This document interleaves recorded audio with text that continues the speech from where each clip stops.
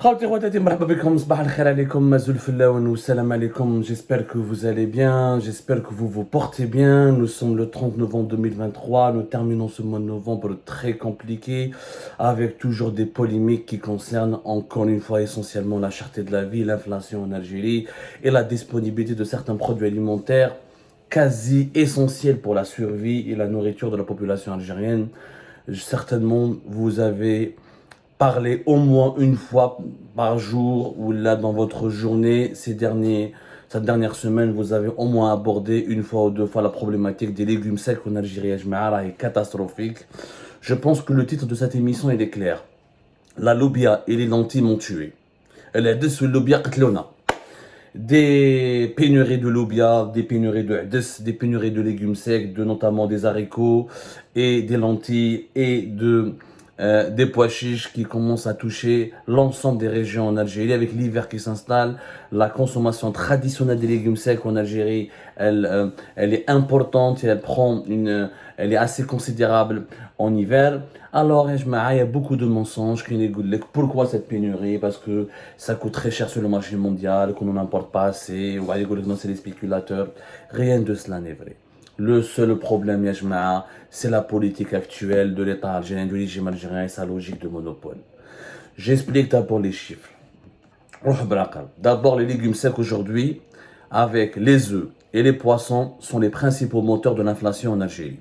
Le dernier indice des prix à la consommation de l'Office national des statistiques, qui est une source gouvernementale autorisée en Algérie, depuis le mois d'octobre 2023, l'augmentation des prix des légumes secs par rapport à septembre 2023, elle est de 10, presque 11%. 11% d'augmentation. C'est énorme. Les œufs, c'est une augmentation de 9, presque 10%. Les poissons, la même chose, une augmentation de 9, presque 10%. Sur un mois, c'est terrible. C'est pas moi qui le dis, c'est l'indice des prix à la consommation de l'ONS qui reconnaît que depuis octobre 2023, nous avons un énorme problème avec les légumes secs, les œufs et les poissons. Sauf que les œufs et les légumes secs, c'est quelque chose qui est de très important pour la population, pour l'alimentation humaine. Il y a des études scientifiques qui ont même conseillé dans les pays développés de consommer au moins 2 fois par semaine les légumes secs. Pour des raisons très précises, parce qu'ils sont riches en protéines. Les légumes secs, c'est le plat des pauvres. Il y a des qualités dans les légumes secs qu'on retrouve chez les viandes, dans les viandes. Comme les viandes, c'est souvent dans les pays pauvres, là en voie de développement, un aliment hyper inaccessible parce que c'est très très cher. Les légumes secs sont riches en fibres optiques et contiennent des végétales, donc c'est important pour la santé humaine. Les légumes secs, les pois chiches, les lentilles, les haricots rouges ou là, le maïs, c'est des aliments hyper importants. Sur le plan scientifique, il dit que si on consomme au moins 2 fois par semaine des légumes secs, ça peut limiter l'absorption du sucre par l'organisme, ça peut la diminution du mauvais sanguin, ça peut la diminuer, ça peut aider à absorber la graisse, des graisses par l'organisme, ça peut aider à prévenir contre les maladies cardiovasculaires, ça peut augmenter la sensation de bien manger, de satiété, et ça évite rapidement la faim, ça améliore le transit intestinal. Les bienfaits scientifiques des légumes secs sont connus en Europe depuis 2020, 2021, 2023. Il y a des campagnes importantes pour inciter les consommateurs à prendre des légumes secs. En Algérie, c'est une tradition. La loubia, c'est un plat populaire. L'adès, c'est un plat populaire. Donc, on les consomme.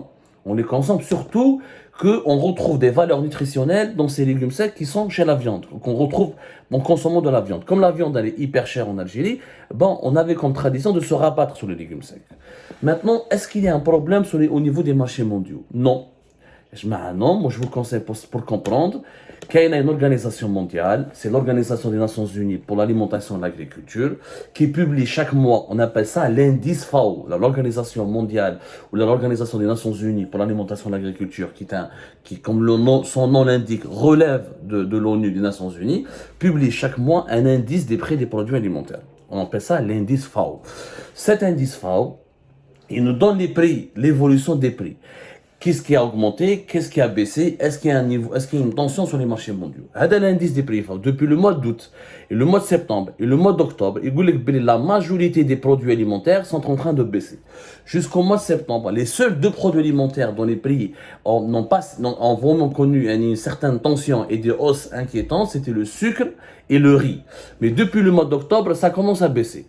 Le site à la FAO, l'indice FAO, l'Organisation des Nations Unies pour l'alimentation et l'agriculture, vous allez voir l'indice est détaillé, le prix des céréales est en baisse, un recul au niveau du mois d'octobre, les huiles végétales la même chose, les produits laitiers la même chose, les viandes la même chose. Alhamdoulilah, sur les marchés mondiaux, ça commence à baisser. La grande crise des légumes secs, c'était en 2021, surtout dans certains grands producteurs, comme le Canada, qui était un grand producteur de lentilles, le premier producteur de lentilles à travers le monde, à cause des problèmes climatiques, des feux de forêt, à cause des problèmes des réchauffements climatiques, il y avait une production qui était perturbée. Mais ça commence à rentrer dans l'ordre et les grands pays producteurs les grands pays producteurs de produits agricoles ont commencé à s'adapter aux conséquences du réchauffement climatique et ça rentre dans l'ordre. Donc il n'y a pas de problème particulier. Oui, peut-être la production mondiale ne se porte pas aussi bien par rapport à 2012 ou 2013, mais il n'y a pas de problème particulier qui peut expliquer l'origine des pénuries des légumes secs. Le problème, en Algérie, c'est que nous ne produisons pas ces légumes secs. Et de deux, nous avons adopté deux mesures catastrophiques qui expliquent largement la cherté, la pénurie des légumes secs. Les deux mesures, c'est quoi? D'abord, le monopole de l'importation. En février 2023, le gouvernement algérien a décidé d'accorder l'exclusivité de l'importation des légumes secs et du riz à l'Office algérien interprofessionnel des céréales. Lentilles, pois chiches, haricots secs ou le riz, il n'y a que l'État, à travers l'Office algérien interprofessionnel des céréales, qui peut depuis février 2023 les importer. Donc, il y a un seul bonhomme, une seule entité, un seul organisme, une seule société qui peut importer à travers le monde. Donc, dans un pays, dans toutes les logiques, dans toutes les conjonctures économiques, quand il y a un monopole, le monopole cause problème. Parce que quand il y a un monopole, les prix sont toujours élevés parce qu'il n'y a qu'un seul organisme qui peut vendre, qui peut distribuer et qui peut acheter à l'étranger et qui peut alimenter ou approvisionner le pays. Ce monopole, c'est lui qui a causé problème. En plus du monopole de l'importation, d'ailleurs, une autre mesure encore plus grave, c'est qu'ils ont donné le monopole de la distribution. Eh bien oui, les gens peut-être ne le savent pas, mais depuis septembre, c'était quand? Depuis septembre ou août, ils ont donné un autre monopole à l'OIC. Il s'agit de l'approvisionnement au marché national, c'est-à-dire l'importation, même pour le vendre auprès, pour alimenter, pour approvisionner les commerçants et les grossistes, il n'y a plus de privé, il n'y a que l'OIC. D'ailleurs, vous pouvez d'ailleurs retrouver c'était en août 2023, voilà, c'était en août 2023 qu'ils ont pris cette décision-là. Le ministre du Commerce à l'époque, le ministre algérien du Commerce, Taïb Zetouni, il a dit: nous avons tiré l'enseignement de la polémique qui a entouré la distribution du blé il y a une année. L'approvisionnement du marché en produits en légumes secs est exclusivement réservé à l'OIC. Une manière de rétablir l'ordre et de garantir une meilleure régulation.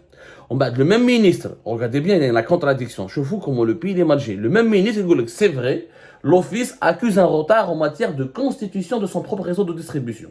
Aujourd'hui, il sera amené à assumer cette mission. Dès le départ, à la peine oublié l'OIC, l'Office n'a les moyens de approvisionner tout le pays, un pays de 46 millions d'habitants, à tous les commerçants de toutes les wilayas du pays, toutes les grandes villes du pays, de toutes les régions du pays en légumes secs. Mais les moyens, il n'a pas un réseau de distribution. Mais qu'est-ce que je mets là? C'est pas possible. Un pays aussi grand que l'Algérie, le plus vaste pays géographiquement de l'Afrique, et qui compte, peuplé par 46 millions d'habitants, on ne peut pas charger un seul organisme, une seule société d'importer depuis l'étranger et de distribuer sur le marché national. C'est pas possible.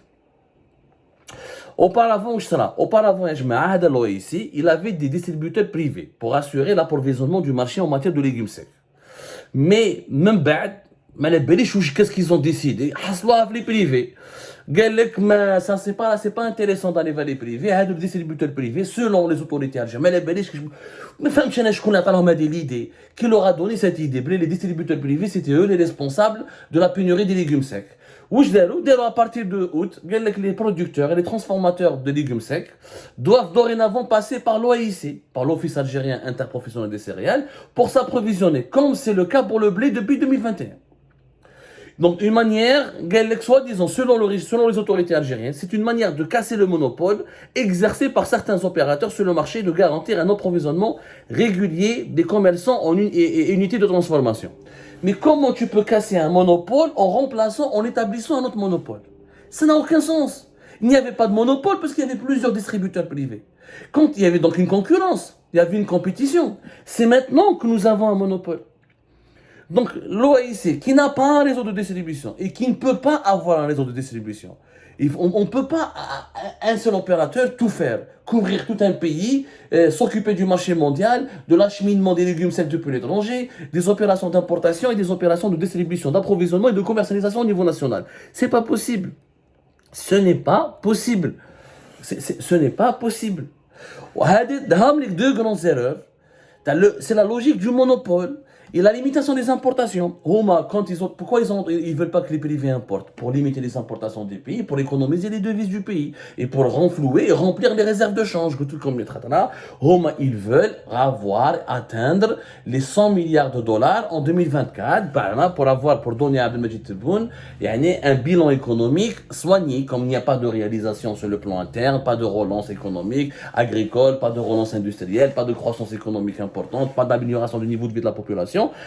Parmi le seul argument, nous avons des réserves de change, nous avons un matelas de sécurité. Ce qui est complètement faux. Ce n'est pas en affamant la population, en créant des pénuries, en réduisant en impactant le niveau de vie et la qualité de vie de la population algérienne qu'on va renflouer les réserves de change. Il faut être fou et égoïste pour faire de tels choix. Les importations de légumes secs, c'est pas beaucoup. C'est quelques centaines de millions, c'est dizaines ou plusieurs dizaines de millions de dollars. C'est pas une grande somme. Wallah, je ne comprends pas la logique de ces dirigeants. Voilà, en 2019, on a importé 300 millions de dollars de légumes secs. À l'aide de 300 millions de dollars, je crée un monopole, où je perturbe le marché national et je crée des pénuries. C'est quoi 300 millions de dollars? C'est rien. C'est rien. 300 millions de dollars, c'est même pas 1% ou 2% du budget de l'armée. Il est noblesse, Yanis. C'est pas pour économiser 300, 400 millions de dollars, je prive tout un peuple d'un aliment de base, d'un aliment important sur le plan nutritionnel, important pour la santé humaine. C'est la logique du monopole. Soi-disant, nous allons produire les légumes secs en Algérie, nous allons à partir de 2025 produire beaucoup de légumes secs. C'est complètement faux. C'est complètement faux. La production des légumes secs en Algérie, c'est un objectif ambitieux, mais il faut, et c'est important de le faire. Certains légumes secs ne nécessitent pas beaucoup de consommation d'eau, donc ils sont adaptés au climat sec en Algérie, mais il faut des investissements importants, il faut des autorisations, il faut encourager, encadrer les agriculteurs algériens, il faut éventuellement s'allier avec des investisseurs étrangers qui ont le savoir-faire pour produire à large échelle, ou là, à une échelle industrielle, beaucoup de légumes secs. Mais l'agriculture algérienne, elle est déstructurée. Pourquoi? Les agriculteurs ne sont pas formés, pas accompagnés. Mauvaise utilisation du foncier agricole. Mauvaise utilisation et mauvaise répartition des aides publiques et des financements publics pour le développement agricole. Et l'absence d'une stratégie claire, nette et précise, efficace pour le développement de l'agriculture. Et tant que nous n'avons pas des investisseurs étrangers dans le domaine de l'agriculture, en faisant des grandes fermes agricoles, modernes, industrialisées, avec des équipements qui fonctionnent selon les mutations des nouvelles technologies, on n'arrivera jamais à redresser l'agriculture dans notre pays. هذه حكايه تاع لوبيا داروا un monopole في février 2023 زادوا le monopole des importations تاع février 2023 le monopole de la distribution تاع août comment il s'appelle, t'as août 2023, et ça a créé quoi? Ça a créé des pénuries, ça a créé que la loubia, mais ça dépasse les 300 dinars, je rappelle même les 400 dinars, je rappelle les chiffres de l'ONS, يا جماعة c'est comme les chiffres officiels de l'ONS, c'est même pas mes chiffres. Je fous comment les légumes secs ont beaucoup augmenté. Les pois chiches, par exemple, ça, en septembre 2023, c'était en 437 dinars le kilo. En octobre 2023, 574 dinars le kilo. C'est une augmentation de 31,15% en un mois. Et pour les haricots secs blancs, le bien notamment, c'est le kilo, il est passé de 354 dinars en septembre 2023 à 426 dinars en octobre 2023. C'est une augmentation de plus de 20%. C'est énorme.